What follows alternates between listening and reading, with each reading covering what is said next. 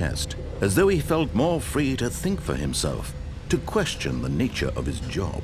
Why did he feel this now, when for years it had never occurred to him? This question would not go unanswered for long.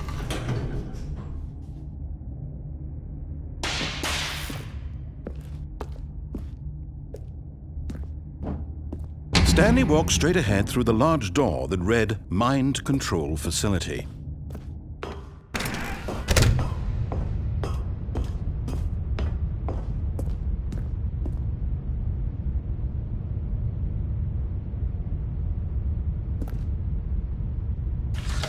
The lights rose on an enormous room packed with television screens.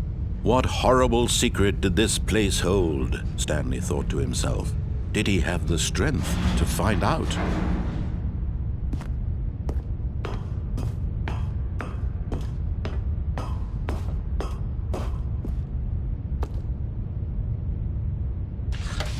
Now the monitors jumped to life, their true nature revealed.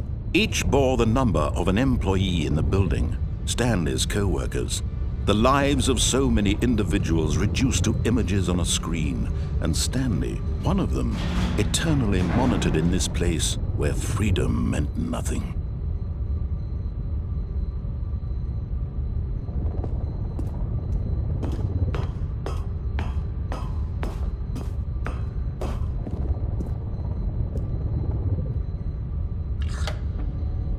This mind control facility, it was too horrible to believe. It couldn't be true. Had Stanley really been under someone's control all this time? Was this the only reason he was happy with his boring job? That his emotions had been manipulated to accept it blindly?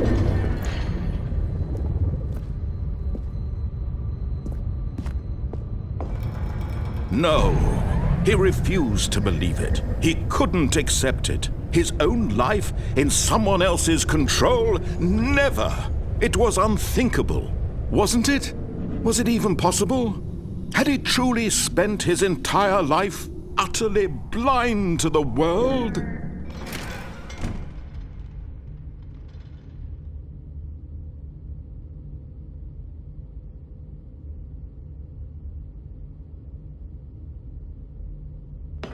But here was the proof, the heart of the operation. Controls labeled with emotions, happy or sad or content.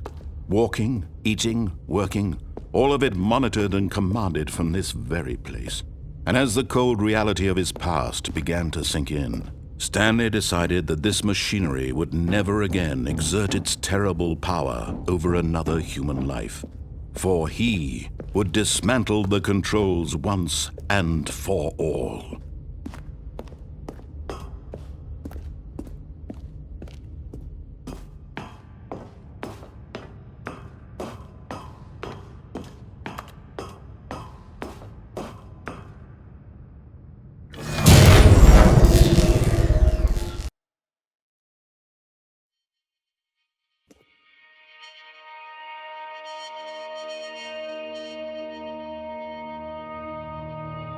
Blackness, and a rising chill of uncertainty. Was it over? Yes! He had won! He had defeated the machine, unshackled himself from someone else's command. Freedom was mere moments away. And yet, even as the immense door slowly opened, Stanley reflected on how many puzzles still lay unsolved. Where had his co-workers gone? How had he been freed from the machine's grasp?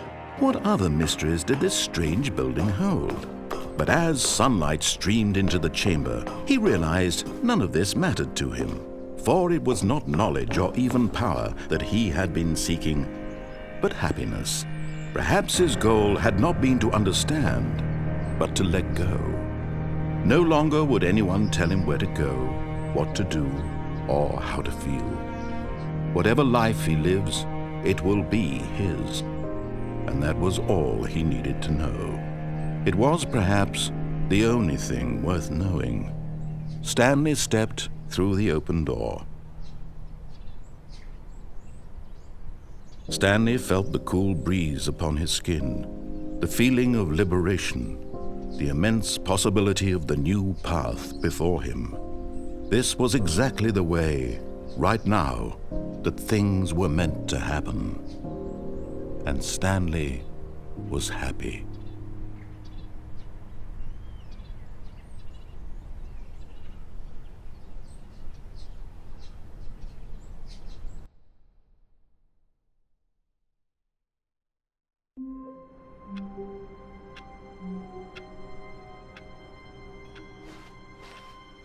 All of his co-workers were gone. What could it mean? Stanley decided to go to the meeting room. Perhaps he had simply missed a memo. No matter how hard Stanley looked, he couldn't find a trace of his co-workers.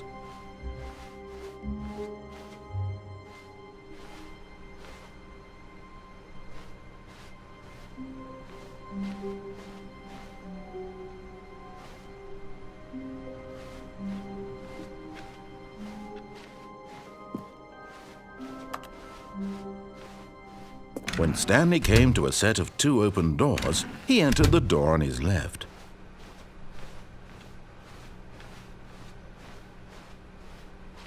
Yet there was not a single person here either.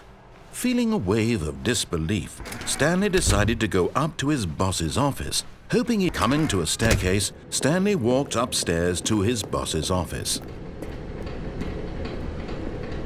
But Stanley just couldn't do it. He considered the possibility of facing his boss. Admitting he had left his post during work hours, he might be fired for that. And in such a competitive economy, why had he taken that risk? All because he believed everyone had vanished? His boss would think he was crazy. And then something occurred to Stanley. Maybe, he thought to himself, maybe I am crazy. All of my co-workers blinking mysteriously out of existence in a single moment for no reason at all? None of it made any logical sense. And as Stanley pondered this, he began to make other strange observations. For example, why couldn't he see his feet when he looked down? Why did doors close automatically behind him wherever he went? And for that matter, these rooms were starting to look pretty familiar. Were they simply repeating? No, Stanley said to himself, this is all too strange. This can't be real. And at last, he came to the conclusion that had been on the tip of his tongue. He just hadn't found the words for it. "I'm dreaming!" he yelled. "This is all a dream." Oh, what a relief Stanley felt to have finally found an answer, an explanation. His co-workers weren't actually gone. He wasn't going to lose his job. He wasn't crazy after all. And he thought to himself, I suppose I'll wake up soon. I'll have to go back to my boring real-life job pushing buttons. I may as well enjoy this while I'm still lucid. So he imagined himself flying and began to gently float above the ground. Then he imagined himself soaring through space on a magical starfield, and it too appeared. It was so much fun, and Stanley marveled that he had still not woken up. How was he remaining so lucid? And then perhaps the strangest question of them all entered Stanley's head. One he was amazed he hadn't asked himself sooner. Why is there a voice in my head dictating everything that I'm doing and thinking? Now the voice was describing itself being considered by Stanley, who found it particularly strange. I'm dreaming about a voice describing me, thinking about how it's describing my thoughts, he thought. And while he thought it all very odd and wondered if this voice spoke to all people in their dreams, the truth was that, of course, this was not a dream. How could it be? Was Stanley simply deceiving himself, believing that if he's asleep, he doesn't have to take responsibility for himself? Stanley is as awake right now as he's ever been in his life. Now, hearing the voice speak these words was quite a shock to Stanley. After all, he knew for certain, beyond a doubt, that this was in fact a dream. Did the voice not see him float and make the magical stars just a moment ago? How else would the voice explain all that? This voice was a part of himself too. Surely, if he could just... He would prove it. He would prove that he was in control, that this was a dream. So he closed his eyes gently, and he invited himself to wake up. He felt the cool weight of the blanket on his skin, the press of the mattress on his back, the fresh air of a world outside this one. Let me wake up, he thought to himself. I'm through with this dream. I wish it to be over. Let me go back to my job. Let me continue pushing the buttons. Please, it's all I want. I want my apartment, and my wife, and my job. All I want is my life exactly the way it's always been. My life is normal. I am normal. Everything will be fine. I am okay.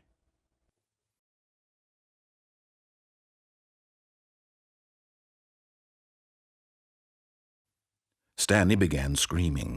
Please, someone, wake me up. My name is Stanley. I have a boss. I have an office. I am real. Please, just someone tell me I am real. I must be real. I must be. Can anyone hear my voice? Who am I? Who am I? And everything went black.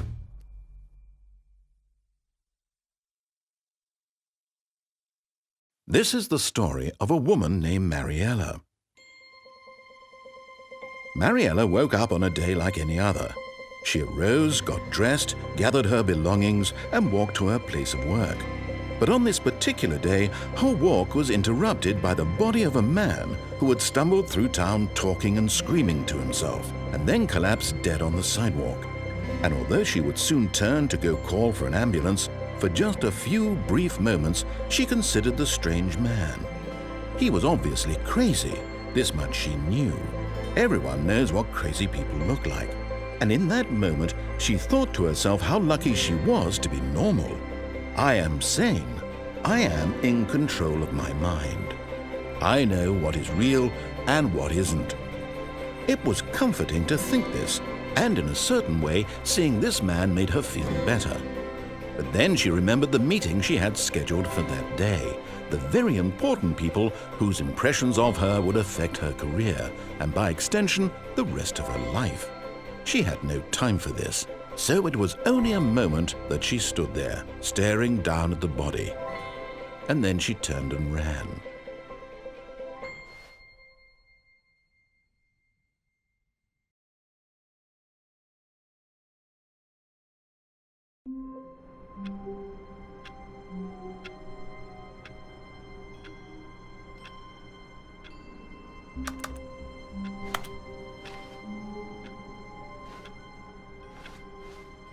All of his co-workers were gone. What could it mean? Stanley decided to go to the meeting room. Perhaps he had simply missed a memo.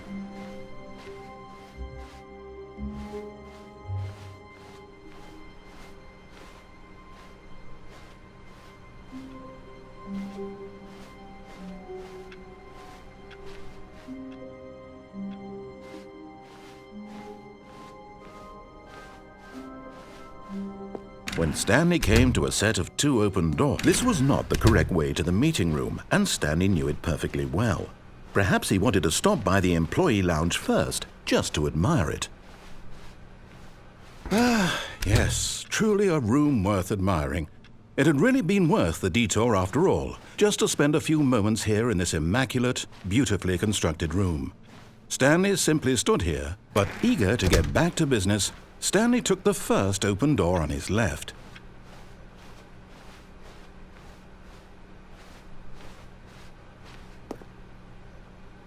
Stanley was so bad at following directions, it's incredible he wasn't fired years ago. Look, Stanley, I think perhaps we've... But in his eagerness to prove that he is in control of the story and no one gets to tell him what to do, Stanley leapt from the platform and plunged to his death. Good job, Stanley. Everyone thinks you are very powerful.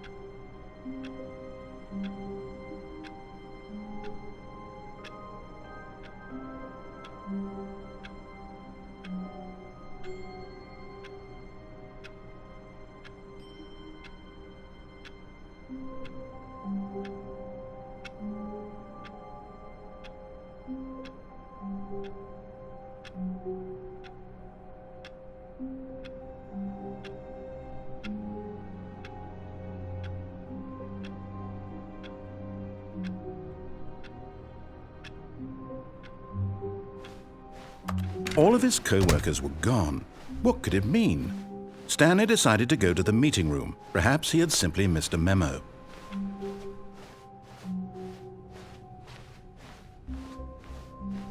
When Stanley came to a set of 2 open doors, he entered the door. This was not the correct way to the meeting room, and Stanley knew it perfectly well.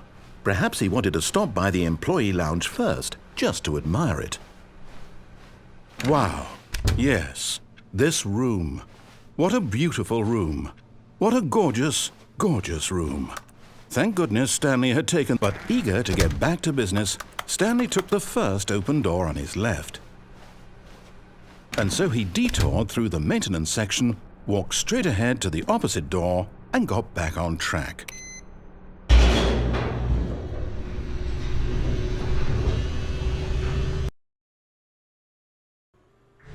But Stanley didn't want to go back to the office. He wanted to wander about and get even further off track. So now in order to get back, he needed to go, from here it's, left. Oh, no, it's to the right, my mistake. No, not the right. Why would I have ever said it was to the right? What was I thinking? It's clearly... Oh dear, would you hold on for a minute, please? Now, let's see. We went down right, left, down, left, right. Yep, okay, yes. I've got it now. This story is absolutely, definitely this way.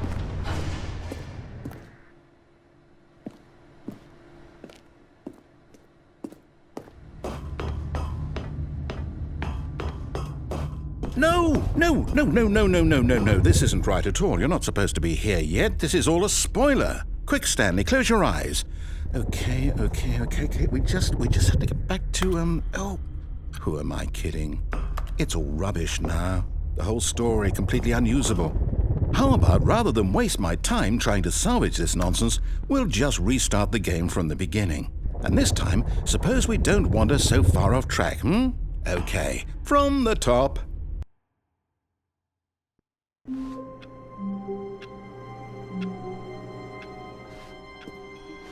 All of his co-workers were gone. What could it mean? Stanley decided to go to the meeting room. Perhaps he had simply missed a memo.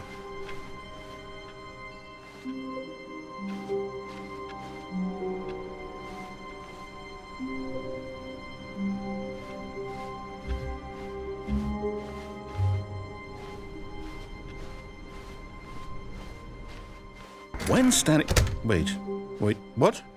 No, I restarted. I swear I definitely restarted the game over, completely fresh. Everything should be... Or did something change? Stanley, did you change anything when we were back in that room with all the monitors? Did you move the story somewhere or...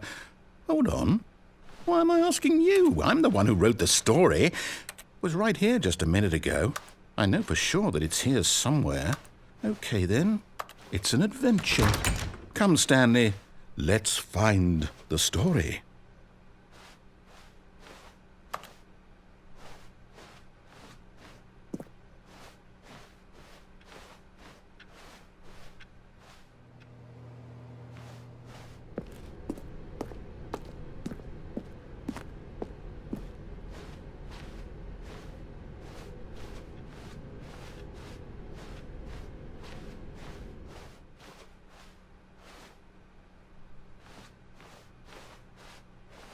I'll say it. This is the worst adventure I've ever been on. I can promise you there definitely was a story here before. Do we need to restart the game again? Well, I find it unlikely that we'll ever progress by starting over and over again, but it's got to be better than this. Okay, let's give it a shot. Why not?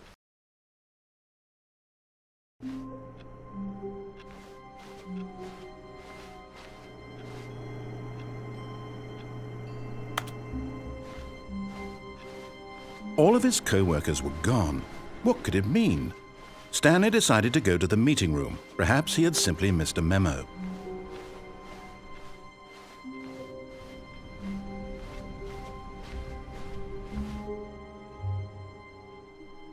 Okay, yep, it's worse. I might be remembering this wrong. It's possible the story is back where we just came from. Why don't we go back the other direction and see if we missed anything?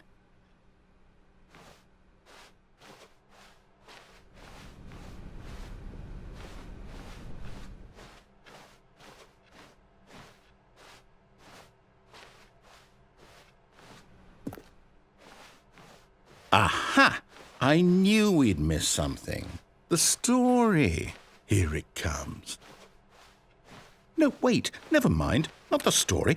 Okay, let's head back the other way and retrace our steps. Now this... Well, I'll be honest, I don't recognize this place at all. Is this the story? I don't think so. I can't quite recall, but I believe my story took place in an office building. Is that correct? Do you remember, Stanley? Well, do you know what? Since I've completely forgotten what we were supposed to be doing, how about this? You win! Congratulations! I know you put in a lot of hard work, and it really paid off, so good job. Oh, no. No, I don't feel right about this at all.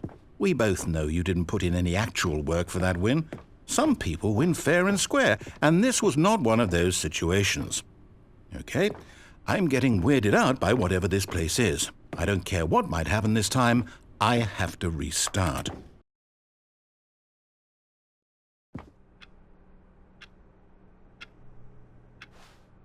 All right, I've got a solution. This time, to make sure we don't get lost, I've employed the help of the Stanley Parable Adventure Line. Just follow the line. How simple is that?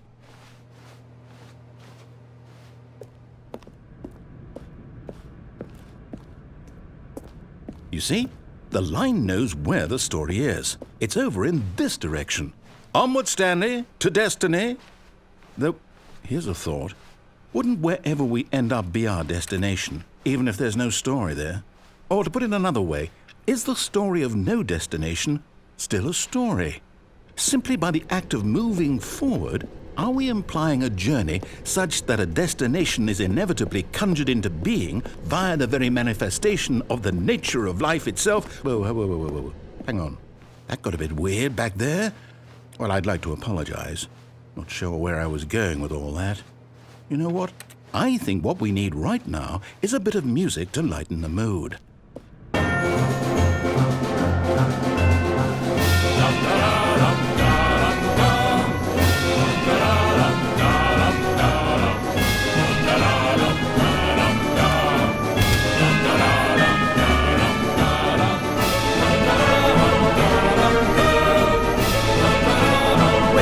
Cut the music, go back and look at that fern.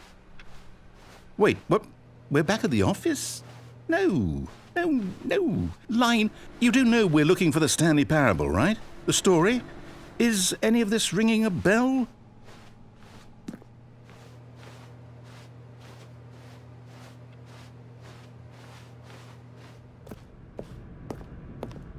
Oh, no, not again. Line, how could you have done this to us? And after we trusted you, after everything we've been through, you...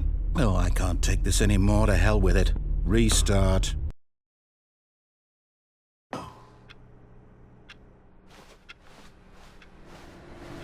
You know what, Stanley?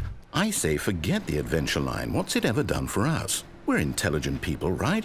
Why can't we make up our own story? Something exciting, daring, mysterious. Ooh, this all sounds perfectly doable. Why don't we simply start wandering in, well, I don't know. How about this direction?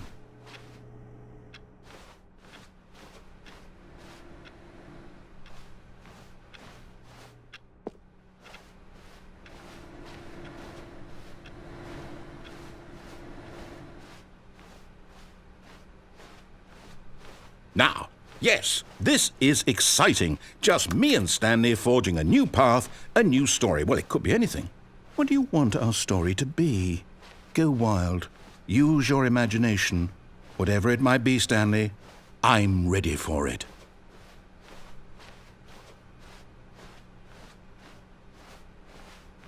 Oh, no, not you again. Stanley, I'd also like to veto the line from having any role in our awesome new story. No lines or monitor rooms. Just don't acknowledge it, and we should be fine.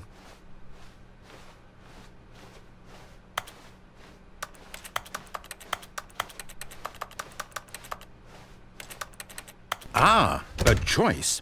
We get to make a decision. From here, the story is in our control.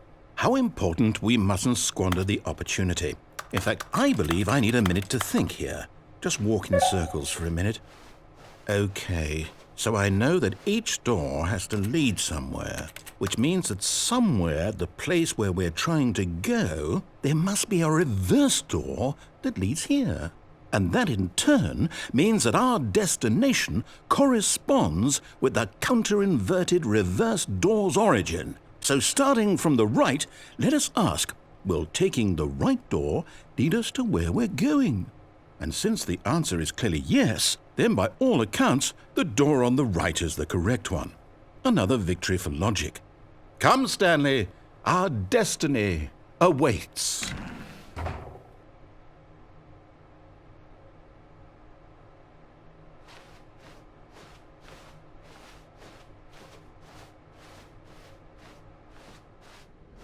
Hold up, what's this? The confusion ending. You're telling me that's what this is? It's all one giant ending? And we're supposed to restart the game, what, eight times? That's really how all this goes? It's all determined? So now, according to the schedule, I restart again. Then what? Am I just supposed to forget? Well, what if I don't want to forget? My mind goes blank simply because it's written here on this thing, wall. Well, who consulted me? Why don't I get to decide? Why don't I get a say in all of this? Is it really? No, it can't be. I don't want it to be. I don't want the game to keep restarting. I don't want to forget what's going on. I don't want to be trapped like this. I won't restart the game. I won't do it. I won't do it. I won't do it. And the timer stopped? Does that mean, did we do it? Did we break the cycle? The, whatever it is that made this schedule? How would we even know? Will someone come for us? Will something happen? So, okay. I guess now we just wait, you know. I suppose in some way that this is a kind of story, wouldn't you agree? I'm not quite sure if we're in the destination or the journey, though they're always saying that life is about the journey and not the destination, so I hope that's where we are right now. We'll find out, won't we? Eventually. Well, in the meantime, if you...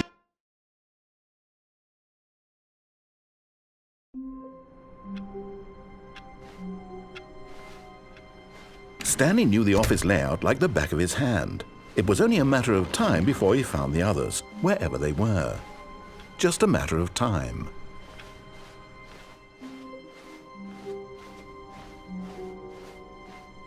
When Stanley came to a set of 2 open doors, he entered the door on his left.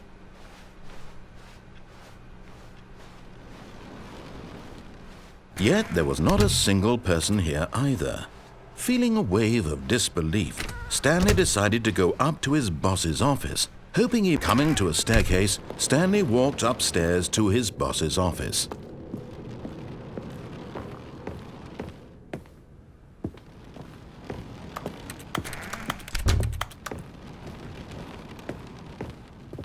Stepping into his manager's office, Stanley was once again stunned to discover not an indication of any human life.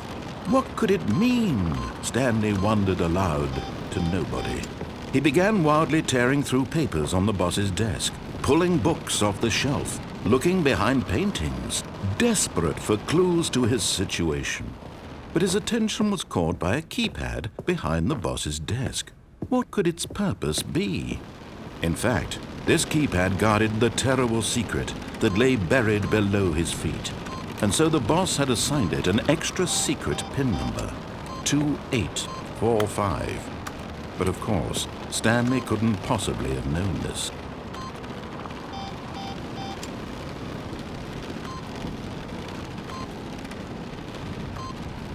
Stanley just sat around twiddling his thumbs.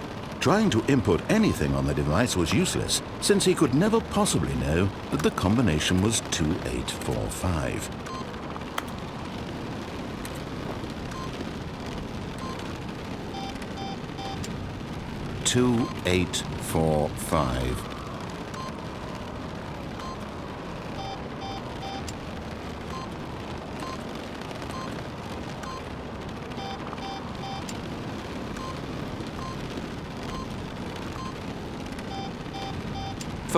But it turns out that the panel's emergency override kicked in, and the door just opened all by itself, and Stanley got the hell along with the story. Well, whoop-de-doo.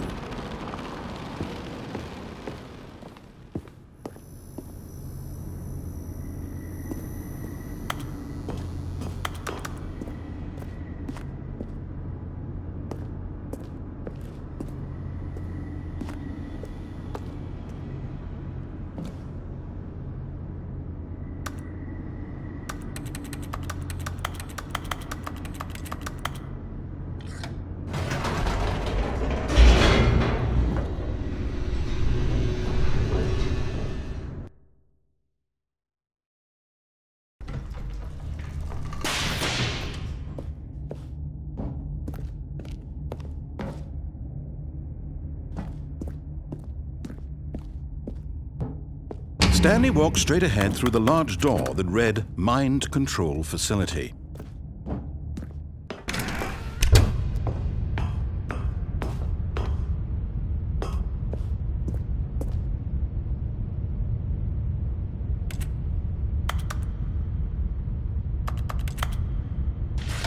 The lights rose on an enormous room packed with television screens.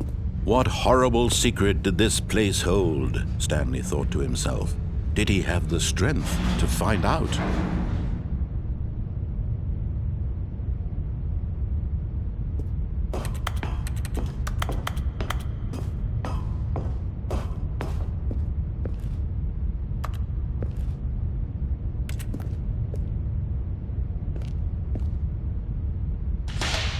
Now the monitors jumped to life, their true nature revealed. Each bore the number of an employee in the building, Stanley's co-workers. The lives of so many individuals reduced to images on a screen, and Stanley, one of them, eternally monitored in this place where freedom meant nothing.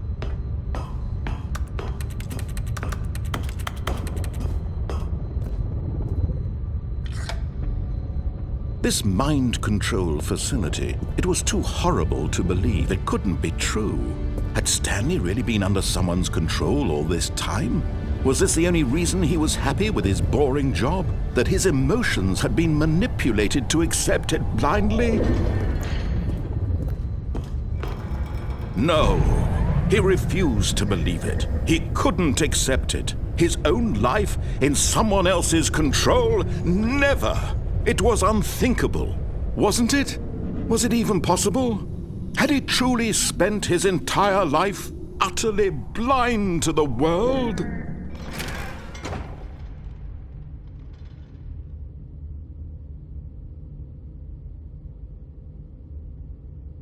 But here was the proof. The heart of the operation. Controls labeled with emotions. Happy, or sad, or content. Walking, eating, working, all of it monitored and commanded from this very place. And as the cold reality of his past began to sink in, Stanley decided that this machinery would never again exert its terrible power over another human life. For he would dismantle the controls once and for all.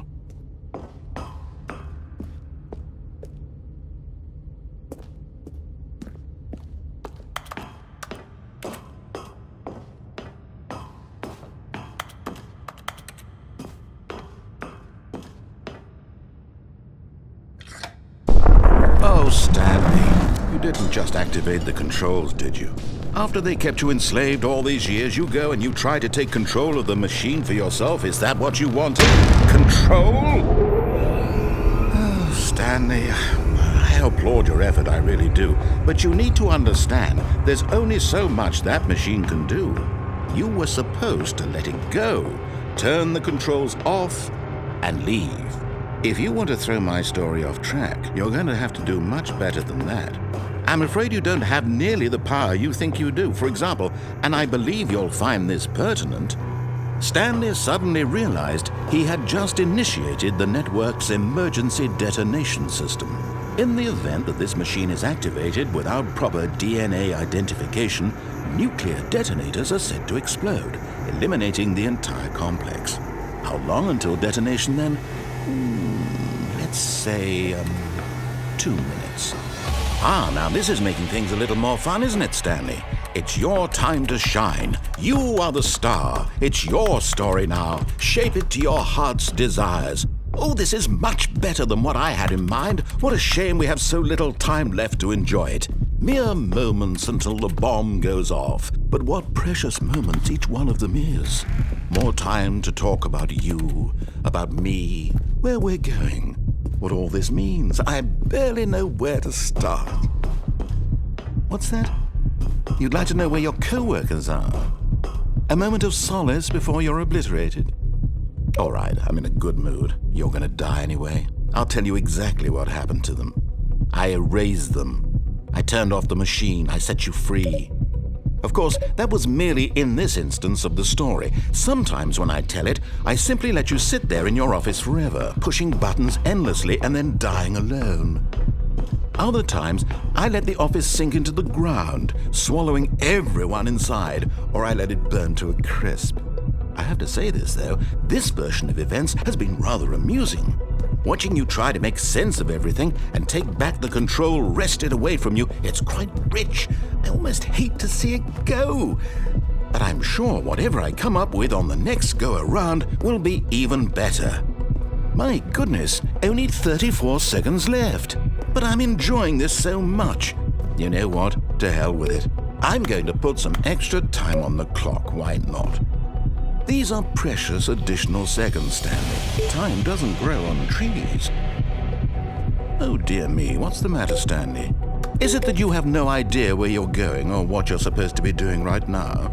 Or did you just assume when you saw that timer that something in this room was capable of turning it off? I mean, look at you. Running from button to button, screen to screen, clicking on every little thing in this room. These numbered buttons, no, these colored ones. Or maybe this big red button, or this door. Everything, anything, something here will save me. Why would you think that, Stanley? That this video game can be beaten? Won? Solved? Do you have any idea what your purpose in this place is?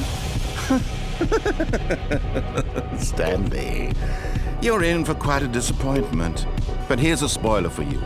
That timer isn't a catalyst to keep the action moving along. It's just seconds ticking away to your death. You're only still playing instead of watching a cutscene because I want to watch you for every moment that you're powerless. To see you made humble. This is not a challenge. It's a tragedy. You wanted to control this world, that's fine. But I'm going to destroy it first, so you can't. Take a look at the clock, Stanley. That's 30 seconds you have left to struggle. 30 seconds until a big boom and then nothing. No ending here, just you being blown to pieces. Will you cling desperately to your frail life, or will you let it go peacefully? Another choice. Make it count. Or don't. It's all the same to me, all a part of the joke. And believe me, I will be laughing at every second of your inevitable life from the moment we fade in until the moment I say, happily ever after.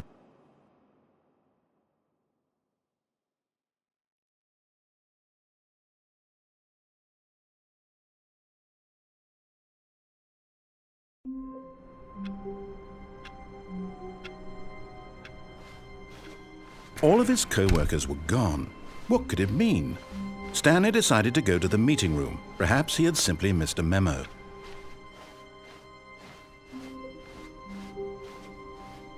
When Stanley came to a set of 2 open doors, he entered the door on his left.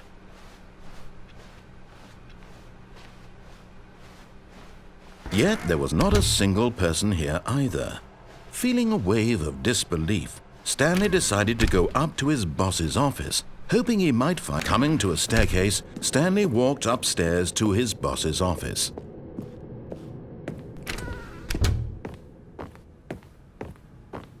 The moment he entered his manager's office, Stanley froze in his tracks. Not a living soul anywhere. Could he really be all alone? This was too much for Stanley to take, too much for any man to take. He fell to his knees, bursting into half moans, half sobs, the guttural retching of life from a man denied any hope, any reason to keep going. Here on the floor he lay prone, paralyzed by fear for nearly a full hour. But when at last he began to move about and survey the situation, he found a keypad behind the boss's desk. What could it mean? Was it a sign of hope for Stanley's future? Alas, it was not. For although this keypad guarded the terrible secret of Stanley's past, it had been assigned a 4-digit code so devious and so random that no man. Stanley was in such a rush to get through the story as quickly as possible, he didn't even have a single minute to just let the narrator talk. That kind of anxiety isn't healthy, so he relaxed for a few moments with some calming New Age music.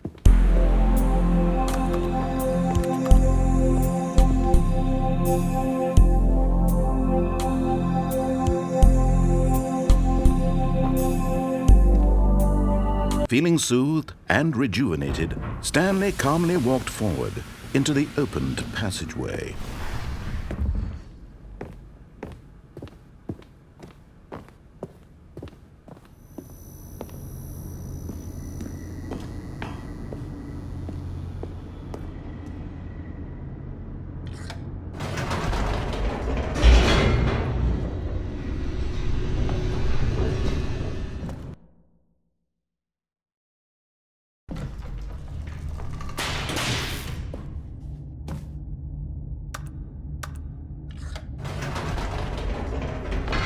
Whoops, nope, never mind. Stanley actually got back into the elevator and went back up. Silly me.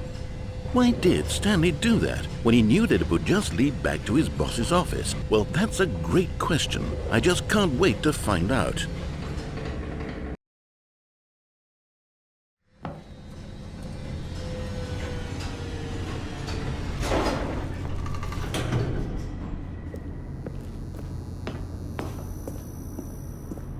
Here we are, Stanley. It's your boss's office. Exactly the way it was before you got onto the elevator. It's still just exactly what it is. What a decision you've made to come up here and look at the office again. This has fleshed out the plot of the story in new and fascinating ways I could have never anticipated. It's that keen eye for storytelling that you have, an incisive rapid fire of critical plot points, one after the other, weaving a rich tapestry of uncompromising narrative. Wow! I'm bolted to the edge of my seat.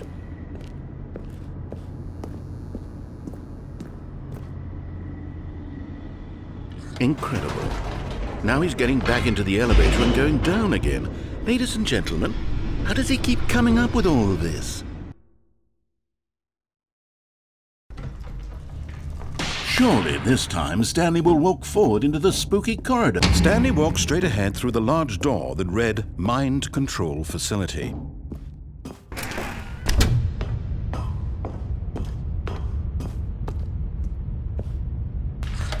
The lights rose on an enormous room packed with television screens.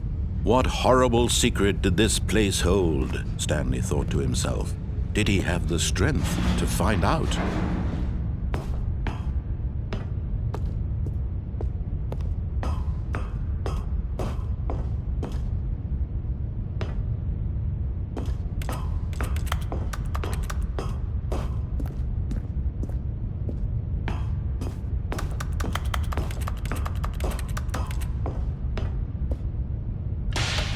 Now the monitors jumped to life, their true nature revealed.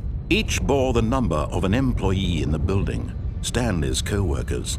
The lives of so many individuals reduced to images on a screen, and Stanley, one of them, eternally monitored in this place where freedom meant nothing.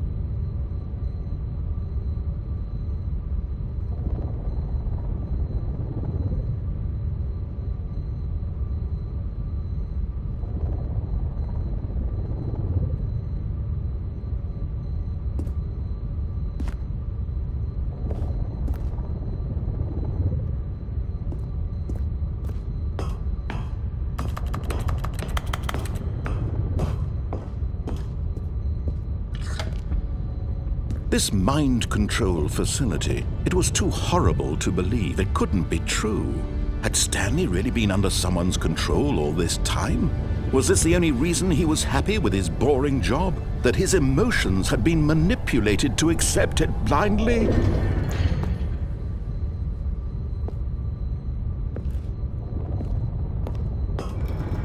No, he refused to believe it. He couldn't accept it. His own life in someone else's control? Never! It was unthinkable, wasn't it? Was it even possible? Had he truly spent his entire life utterly blind to the world? But here was the proof, the heart of the operation. Controls labeled with emotions, happy or sad or content, walking, eating, working, all of it monitored and commanded from this very place. And as the cold reality of his past began to sink in, Stanley decided that this machinery would never again exert its terrible power over another human life, for he would dismantle.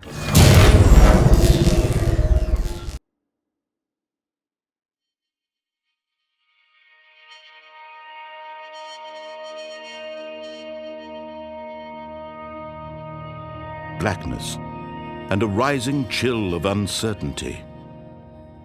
Was it over? Yes!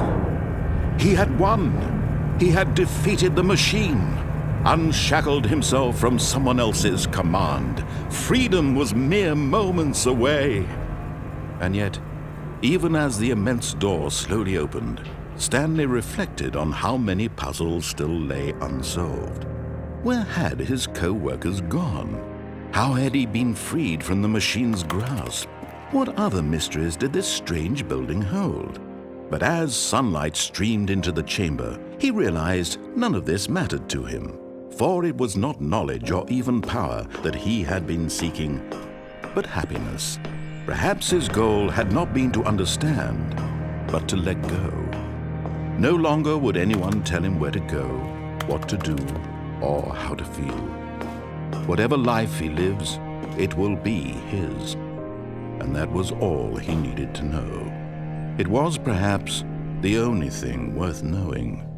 Stanley stepped through the open door.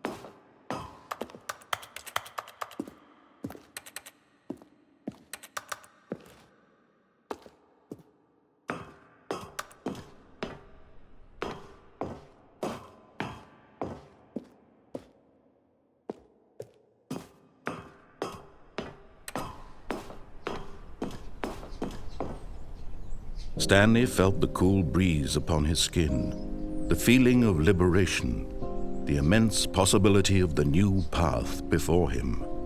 This was exactly the way, right now, that things were meant to happen. and Stanley was happy.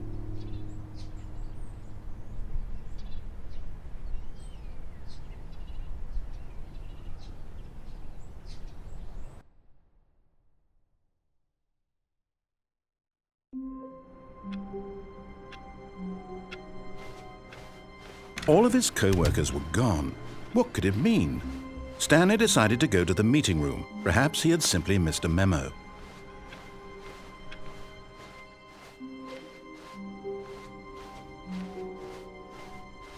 When Stanley came to a set of 2 open doors, this was not the correct way to the meeting room, and Stanley knew it perfectly well. Perhaps he wanted to stop by the employee lounge first, just to admire it. The lounge was sublime, a work of art. But eager to get back to business, Stanley took the first open door on his left. Stanley was so bad at following directions, it's incredible he wasn't fired years ago.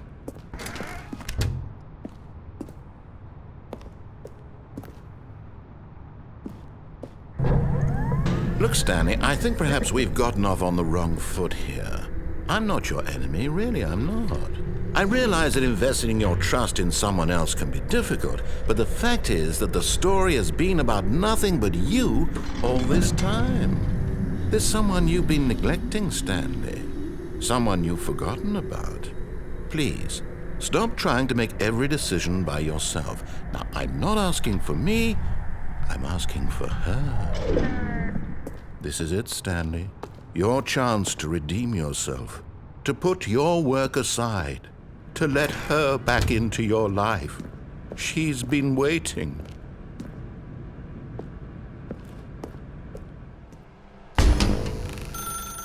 That's her, Stanley. You need to be the one to do this, to reach out to her. If you can truly place your faith in another, then pick up the phone.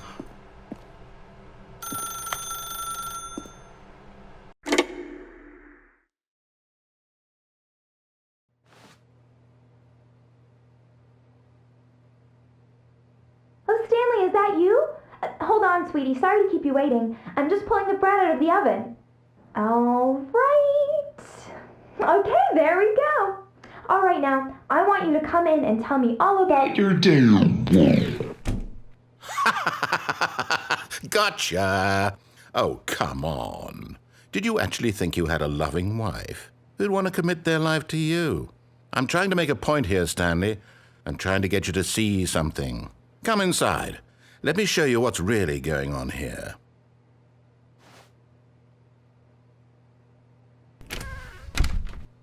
This is a very sad story about the death of a man named Stanley.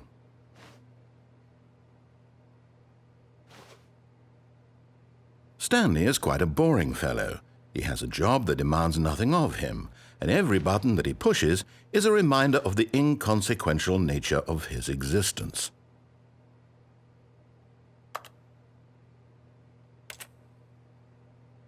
Look at him there, pushing buttons, doing exactly what he's told to do. Now he's pushing a button. Now he's eating lunch. Now he's going home. Now he's coming back to work. One might even feel sorry for him, except that he's chosen this life.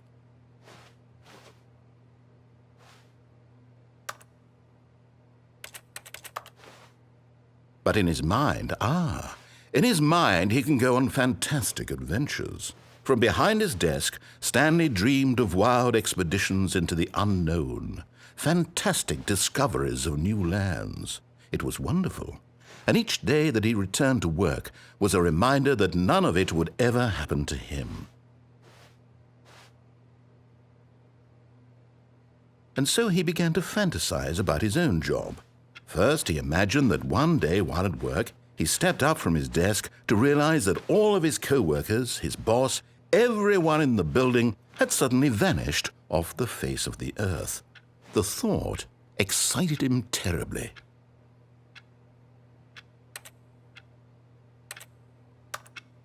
So he went further.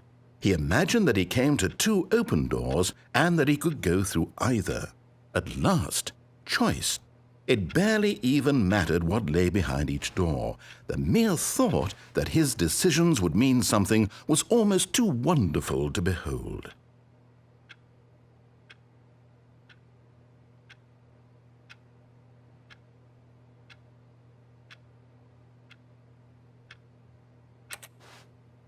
As he wandered through this fantasy world, he began to fill it with many possible paths and destinations. Down one path lay an enormous round room with monitors and mind controls. And down another was a yellow line that weaved in many directions. And down another was a game with a baby. And he called it the Stanley Parable. It was such a wonderful fantasy, and so in his head he relived it again, and then again, and again, over and over, wishing beyond hope that it would never end, that he might always feel this free. Surely there's an answer down some new path, mustn't there be? Perhaps if he played just one more time. But there is no answer. How could there possibly be? In reality, all he's doing is pushing the same buttons he always has. Nothing has changed. The longer he spends here, the more invested he gets, the more he forgets which life is the real one.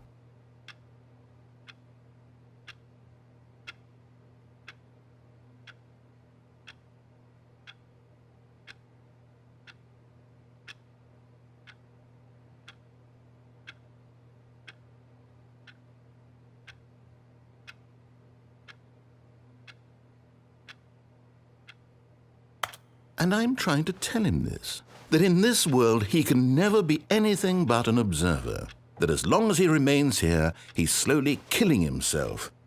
But he won't listen to me. He won't stop. Here, watch this.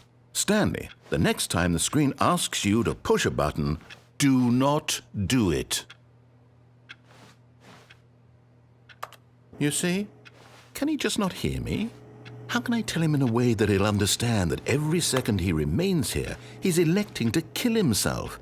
How can I get him to see what I see? How can I make him look at himself?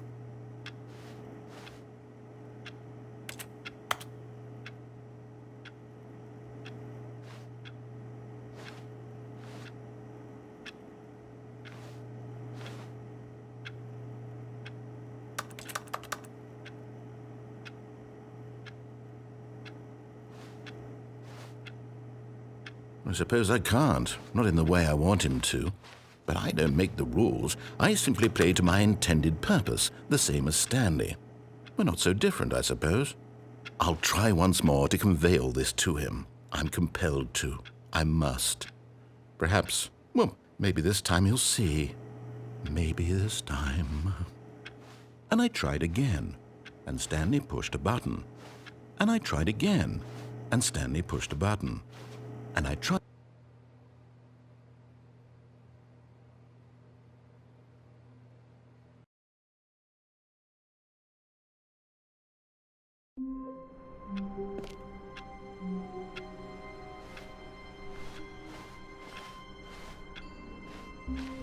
All of his co-workers were gone. What could it mean? Stanley decided to go to the meeting room. Perhaps he had simply missed a memo.